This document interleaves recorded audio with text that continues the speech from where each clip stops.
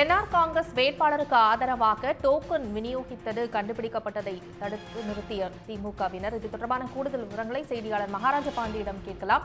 மகாராஜ பாண்டி, கூடுதல் விவரங்களை பதிவு செய்யுங்க. கண்டிப்பாக புதுச்சேரி மாநிலத்தில் இன்று சட்டமன்ற தேர்தலுக்கான வாக்குப்பதிவு தொடங்கி நடைபெற்று வருகிறது.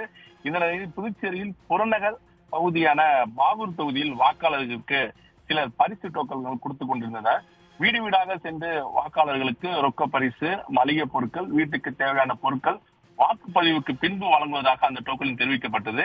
இதை பார்த்த பாகூர் தொகுதி திமுக வேட்பாளர் செந்தில்குமார் அவர்களின் ஆதரவாளர்கள் டோக்கன் வழங்கிய நபர்களை தடுத்து நிறுத்தி அவங்களை பிடிக்க முயன்ற போது அவர்கள் அந்த டோக்கனை சாலையில் வீசி எரிந்துவிட்டு தப்பி ஓடினர்.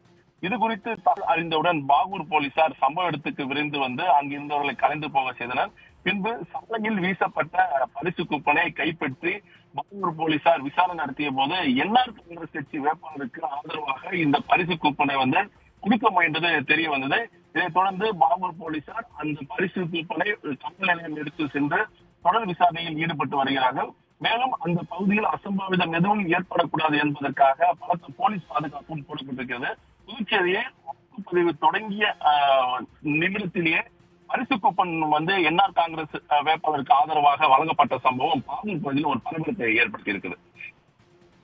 தகவல்களுக்கு நன்றி மகாராஜ பாண்டி. உடனுக்குடன் செய்திகளை தெரிந்து கொள்ள சன் நியூஸ் பெல் ஐகானை கிளிக் பண்ணுங்க.